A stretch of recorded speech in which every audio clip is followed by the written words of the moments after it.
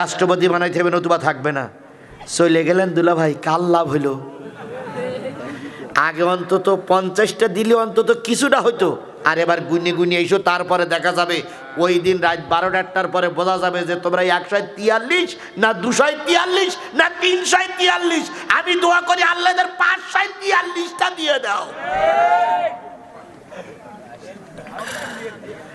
আল্লাহ আমাদের সহায় হোক। বেলাল, ইয়া রাসূলুল্লাহ, কি বলে? কয় সমস্ত শরীর নড়ে। কয় শোনো, তোর নাম কি? ও ভাই, নাম কি? ও ভাই, নাম কি? ওর জবান বন্ধ হয়ে গেছে। ইয়া আল্লাহ, ইয়া রাসূলুল্লাহ, ও নামও বলে না, নড়াচড়াও করে না। হুজুর বললেন একটু মাথাটা উঁচু করে ধরো তো দেখে আমি চিনি কি না। এখন অনেক কষ্ট করি পিছন দিক থেকে দেয়ালের গায়ে পা লাগাইয়ে মাথা উঁচু করে ধরিছে। নবী বললেন, তুমি সেই চাবিওয়ালা না? সুবহানাল্লাহ বলবেন না? সুবহানাল্লাহ বলবেন না? তুমি সেই চাবিওয়ালা না? জি, চাবিটা দাও। তখনও পর্যন্ত চাবি দিতে চায় না। নবী বললেন, শোনো উসমান ইবনে তালহা, 10 বছর আগে 8 বছর আগের কথা আর এখনকার কথা কিন্তু এক নাই। ওখান থেকে তাকে দেখো 10,000 সাহাবী আমার পিছনে মুহু তাকবীর দিচ্ছে। একবার যদি বলি তোমার কাছ থেকে চাবি আনতে হবে, অন্টুর ব্যাপার সময় লাগবে না, চাবিটা দাও, তারপর ওর মুখ খোলে না, চাবি দেয় না। এবার আল্লাহ নবী বলেন ওমর, আল্লাহ নবী বলেন আলী, লাব্বাইক ইয়া রাসূলুল্লাহ, একটু বোধহয় আঙুল ব্যাখ্যা করা লাগতে পারে, কারণ সোজা আঙুলে যখন ঘি ওঠে না তখন আঙুল ব্যাখ্যা করা লাগে। আজকের আমাদের বিরোধী পার্টিরা সনব, যদি সোজা আঙুলে ঘি না ওঠে আঙুল ব্যাখ্যা করতে বাধ্য হবে।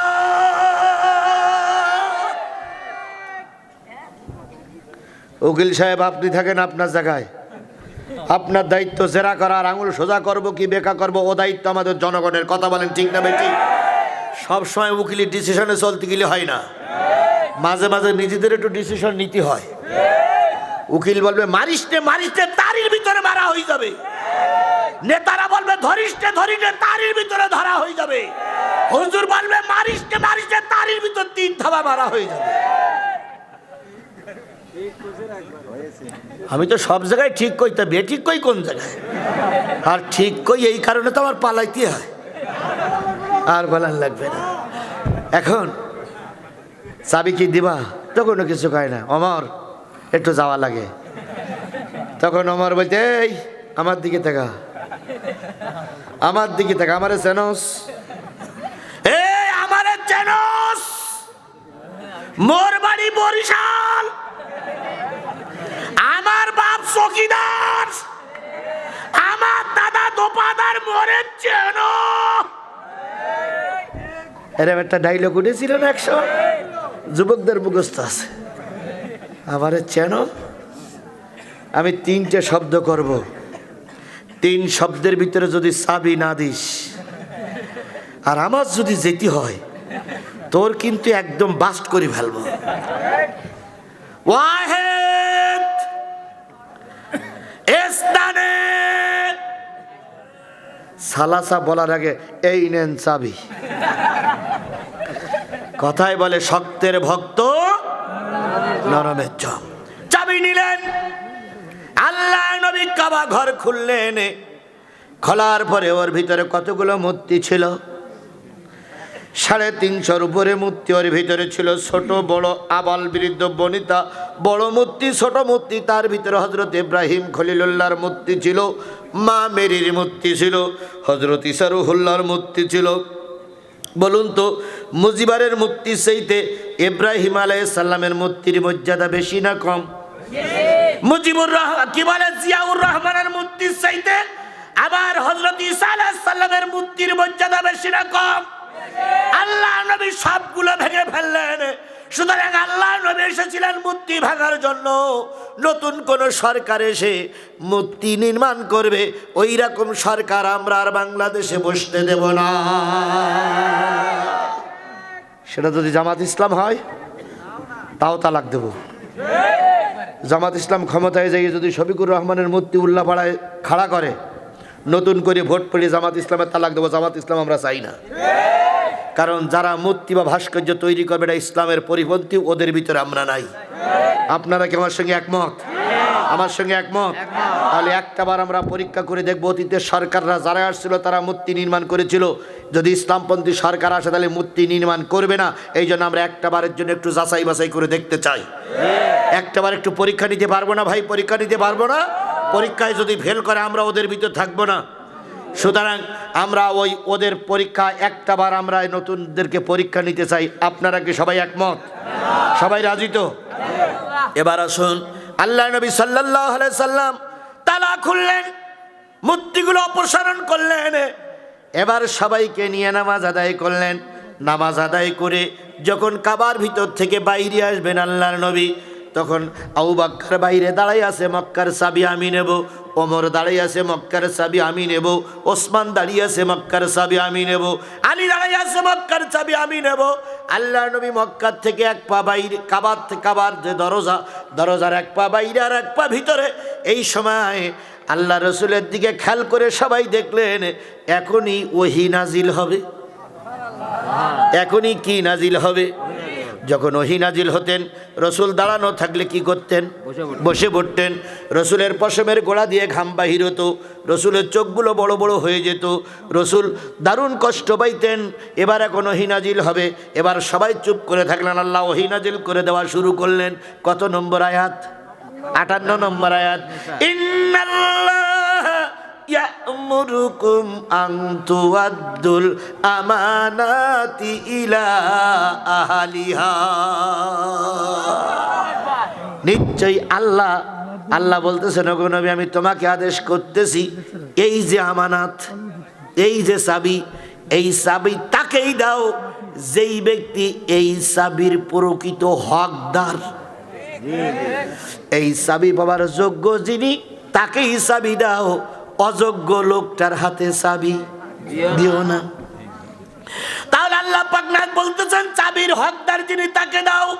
ওয়াইলা হাকামতুম বাইনান নাসি আন তাহকুমু বিল আদল, যখন মানুষের ভিতরে বিচার ফয়সালা করবে, ইনসাফপূর্ণ বিচার করবে, ইন্নাল্লাহা নি'মা ইয়াযুকুম বিহি, নিশ্চয় আল্লাহ পাক এই ওয়াজ তোমাদের জন্য, জাতির জন্য করতেছেন, যাতে করে তোমরা শোনো এবং বোঝো।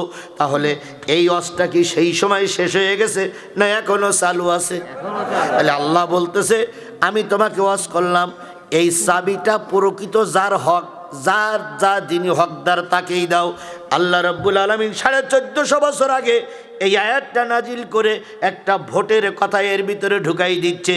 আল্লাহ নিশ্চয়ই ডাইরেক্ট বলতেছে, ও আমার বান্দারা, নিশ্চয়ই ভোট যে ব্যক্তি পাওয়ার হকদার তাকেই দাও, যার হক নেই তাকে তোমরা ভোট দিও না। বিশ্বের সমস্ত মুফাসসিরগুলো একমত। এই আয়াতটা দিয়ে আল্লাহ বুঝাইলেন প্রকৃত যারা ভোটের পাওয়ার যোগ্য তাকে দাও, অযোগ্য লোককে ভোট দিও না। এইবার আপনার ভাষায়, আমার ভাষায়, আগামী নির্বাচনে প্রকৃত ভোট পাওয়ার যোগ্য কে? ওটা তো আপনার দলের কথা, ওটা তো আপনার দলের কথা। আমি কি সেই দলের লোক? আমি তো ওই দল করতে আসিনি। এইবার আমি কোরআনের কাছে প্রশ্ন করি, কোরআন তুমি বলে দাও, একজন মুরব্বী আর একজন মাওলানা, দুইজনের ভিতরে প্রকৃত হকদার কে? আরে ভাই আপনারা উত্তর দেন কেন? উত্তরটা কার কাছ থেকে নেব? আল্লাহর কাছ থেকে নেব অথবা রসুলের কাছ থেকে নেব? তাহলে ওনাদের পক্ষের লোক দুই একজন যারা আছে তারা কষ্ট পাবে না? কথা বোঝেন নাই? কথা বোঝেন নাই? আল্লাহ তোরা কালকে প্রচার করবে হুজুরও জামাত ইসলাম, কর্মীরাও জামাত ইসলাম, তাফসীর মাহফিল হয়নি, কর্মী সম্মেলন হয়েছে, তাই বলবে না ওরা কালকে? তাই বলবে না? তাহলে আমরা ওদের গালাগালি শুনবো কেন? আমরা হাদিস শরীফ দিয়ে বোঝাই। আল্লাহ রসুল বললেন, ইয়া উম্মুল কওমা, বড় হুজুর এখানে বসে আছেন, এবার আপনাদের লোকমা দেওয়ার পালা। যদি আপনারা লোকমা না দেন, আমার সঙ্গে যদি মিল করে যান, আর আমি যদি ভুল তথ্য জাতির কাছে দেই, যদি এই ভুল তথ্য জানার পরও আপনার লোকমা না দেন, কিয়ামতের দিন আপনারা আল্লাহর কাছে দায়ী। এইবার আমি হাদিসটা বলে আপনারা দয়া করে অর্থ বুঝবেন। ইয়া উম্মুল কওমা আকরাহুম লিকিতাবাল্লাহ, নবীজির কাছে সাহাবীরা বলেন, ইয়া রাসূলুল্লাহ, আমাদের দেশ পরিচালনা করার জন্য, সমাজে বেঁচে থাকার জন্য নেতার প্রয়োজন হবে। কিসের প্রয়োজন হবে? এখন আমাদের ভিতর থেকে নেতা হবে কে? আমাদের ভিতর থেকে নেতা হওয়ার যোগ্যতা কার আছে? কে প্রকৃত নেতা হওয়ার যোগ্যতা রাখে? এবার নবীজি বললেন, শোনো, তোমাদের ভিতর থেকে যে ব্যক্তি সহি করে কোরআন শরীফ পড়তে পারে ওই হবে তোমাদের নেতা। ইয়া উম্মুল কওমা আকরাহুম লি কিতাব আল্লাহ, কিতাবের জ্ঞান, কিতাব যে ব্যক্তি বেশি বোঝে সেই ব্যক্তি হবে মুসলমানদের কি নেতা। ইয়া উম্মুল কওমা আকরাহুম লি কিতাব আল্লাহ ফাইন কানা ফি কিরাতি সাওয়াউন। ইয়া রাসূলুল্লাহ, 60 জন ভোটে দাঁড়াবে। কয়জন? তার ভিতর থেকে 4 জনই সহি করে কোরআন পড়তে পারে, তাহলে আমরা নেতা বানাবো কার?